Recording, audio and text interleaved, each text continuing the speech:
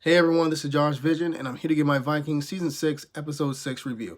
So, I'm just going to get straight to the point, before I go, do the review for the rest of the episode. Lagertha dies in this episode, you guys, and just want to give a shout out to the actress, Catherine Winnick, who did a superb job in the role of Lagertha for the past 6 seasons. I think, her character, like the character of Lagertha, was a really good character. I think personally that she should have died in Season 5A, because I felt in terms of her character, it would have been the perfect time for her to die at the hands of Ivar around the time he actually ascended, to being King of Caget. But besides that, yeah, she's been a great inspiration to females everywhere. I think she's arguably the most influential and most popular female characters of all TV history, in my opinion. At least, one of them. And yeah, so let's get straight to the review. So we start this episode with Lagertha and Gunhild basically and the rest of the Shield Maidens and the old men left from the previous battle with Whitehair, basically preparing like a maze setup. And I thought the way they used like this maze setup was really creative and very genius actually, because they allowed the Shield Maidens to actually be able to kill Whitehair's men, not easily, but it gave them more of a fighting chance to sort of trap them, sort of sandwich them in and then just slay them with their sword essentially. I believe that Whitehair and a few other men were actually able to escape the maze, and Whitehair actually injured Gunhild, quite seriously. Well, not like too serious, but serious enough in which she wasn't really able to give chase. And we have to also keep in mind that Gunhild is like pregnant. We don't know how many months pregnant, but she's pregnant at this point. So Lagertha goes after Whitehair, and we have arguably probably the second best like one-on-one fight of the series. I think this fight was actually, superior to the Ragnar Earl Harrison fight. I thought this fight was really well choreographed. It really did a good job of really displaying the fact that both Lagertha and Whitehair were equal. And I like how before they actually fought, Whitehair made some good points to Lagertha. He was like, listen, I did my duty. I basically did what King Ivar would have done. Well, not what King Ivar would have done. I did what King Ivar told me. And if circumstances were different, I would have done the same thing that your son Bjorn would have done. But what did Bjorn do to me? Bjorn basically left a scar on my face, that I can never get off. I lost my family. I lost my reputation, my title. I'm basically like an animal, trying to survive off the leaves and trees and all that stuff. All because of Bjorn. And I also would have done things for you if the situation was different. So essentially saying to Lagertha, don't try to paint me as a villain here. I'm only doing what my superiors want me to. I'm doing the best, for me and my family. But your son, and by default, you robbed me of my family. So I took your grandson, essentially, by killing him, essentially. So Lagertha, you can tell, she's soaking in everything he said. And I believe I did a video earlier, not earlier, but like, a couple weeks ago about how Bjorn is really at fault for a lot of conflicts, this season. And I think Lagertha, after really soaking it in after the fight, she realized that Whitehair made some good points. But on to the fight, Lagertha and Whitehair are about even. And the only reason why Lagertha actually won the fight was just the fact she kind of played possum with Whitehair. Because Whitehair, if he just went for the kill right then and there, he would have won. But Lagertha played possum. Whitehair took his damn time with that axe. Then Lagertha took advantage, took a piece of that sharpened shield that was left, kind of sliced him, and then went for the sword and went for the end kill, essentially. But that left her extremely vulnerable and injured. There was this wound, this little cut on her side that you could tell, at least in my opinion, it either looked fatal or it looked like it really needs some serious good treatment. So that's why she went to Kattegat. Then again, I had the other thought that she probably went to Kattegat because she probably thought she was going to die, so she wanted to speak to Bjorn one last time about his mistakes and everything what Whitehair said has some merit. Or maybe she just went there just for the treatment, or she just went there for basically a combination of both. But we'll get with Lagertha towards the end of this review. So let's talk about the whole situation with Bjorn and King Harold. So King Harold was able to convince basically, the earls actually mattered, the Jarls and kings actually mattered to vote for him. And Bjorn was real shocked by this. Now, here was my opinion about this. I don't know why Bjorn's shocked. Like, you have known King Harold for like 20 years now. You know King Harold is sly. You know King Harold's untrustworthy. And King Harold did tell you, basically like 20, maybe 15 years ago, after you became a man by killing the bear, essentially, that his dream was to become king of all Norway, essentially. He told you that. And that's why I was just like so surprised to be when he's giving like Harold these looks of death. Essentially, he's like, bro, you should have seen this coming. I guarantee you this: Ube would have seen this coming. This would have seen this coming, and you know, Ivar would have seen this coming. And if Sigurd was alive, he would have seen this coming. So I'm just like, oh my god, Bjorn must be the dumbest Lothbrok. He must be, because all like the other brothers would have seen this coming, or they at least would have suspected this. Now, this is yet another mistake Bjorn made. Bjorn should have let King Harold die. Now, if he would have let him die, then all this would have never happened. He would have been the king of all Norway, but no, he let him live. And all the fuckery that comes with it. So essentially, King Harold wins. And Bjorn is salty. He's petty. I mean, and we see this big celebration that happens in the Great Hall of King Olaf's. And King Olaf is really dejected about it. He's like, oh my god, you know, and King Harold's like, kind of rubs in his face, like, listen, you had me prisoner. You want to Bjorn the Ironsided one. You try to set us so Bjorn can win. But I flipped the rules into my favor. And now you want to complain? Now you want to be all a little pathetic and all that stuff? Don't you believe in the gods anymore? Or do you believe all that's a dream? So King Harold's really getting at Olaf for basically his change of heart and how he essentially became soft. So we realize that through their conversation a little bit after this, that King Harold actually used Flatnose to basically gather the votes, essentially.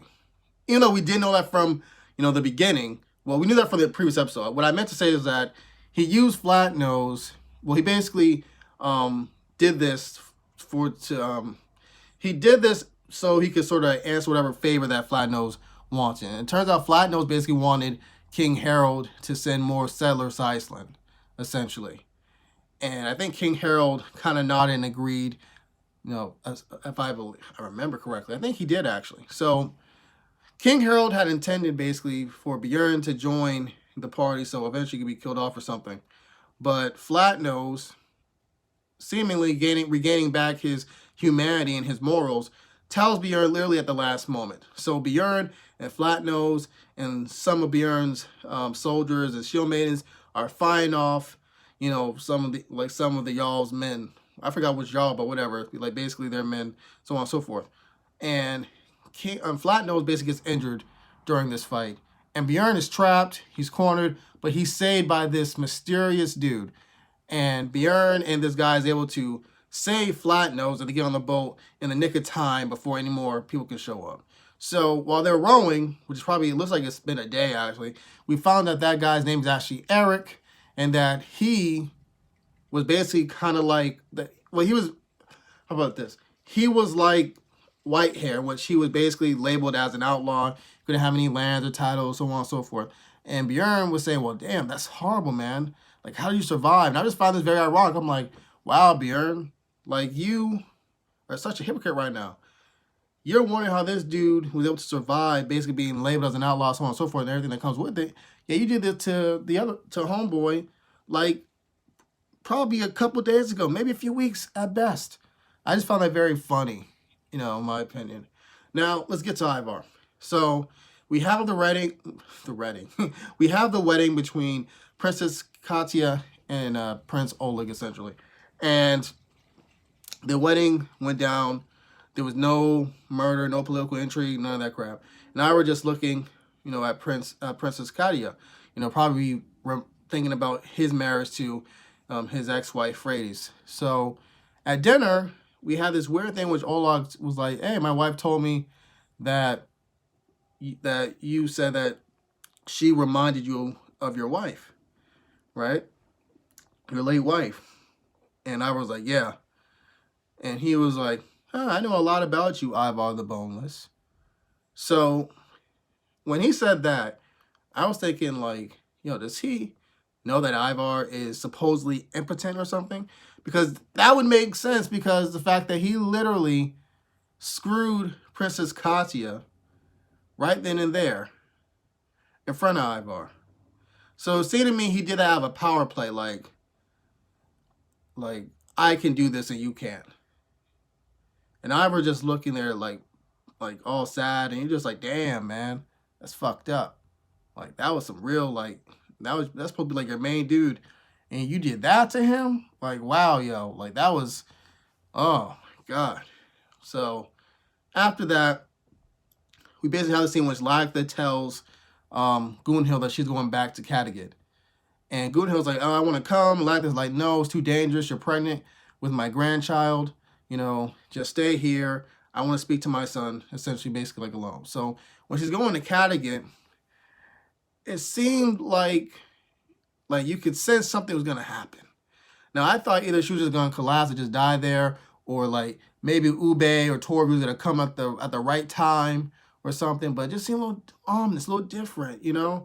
You got Visick saying that Ivar was coming, and then once I saw Visick going crazy and he grabbed the girl by the face, I'm like, oh, this dude might actually kill Lagertha. And then it made it even more like awesome and obvious, but breathtaking nonetheless, when you had that girl singing Lagertha near the end of the episode, right? And then you see Visick, when he gets outside, he sees a snake.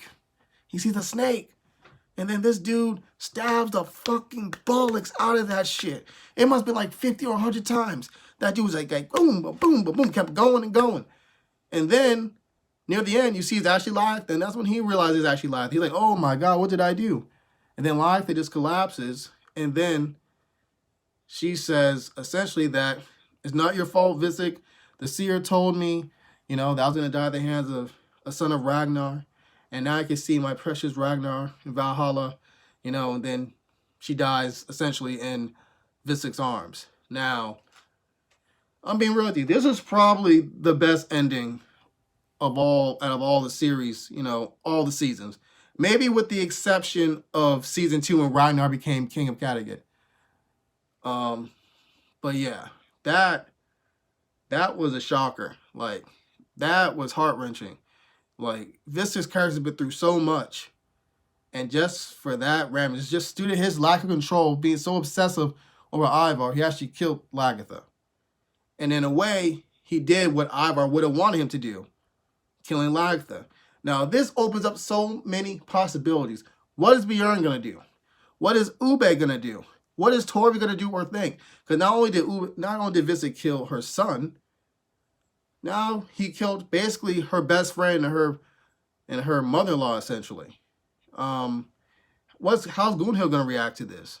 Like, how's the people of Kattegat going to react to the fact that their most famous shield maiden was killed by a son of Ragnar, who's also famous in his own right, but he's also clearly been driven mad due to all the trauma he's experienced through the whole thing with Ivar and so on and so forth. So yeah, damn, one hell of an episode once again. I'm kind of speechless right now. Yeah, I think I'm gonna do a Lagertha retrospect in a few hours actually. But yeah, thank you guys for watching this. Rest in peace, Lagertha. I'll give this episode a 10 out of 10. It was that good, in my opinion. And yeah, write your comments down below. Adios, Josh Vision. RP Lagertha.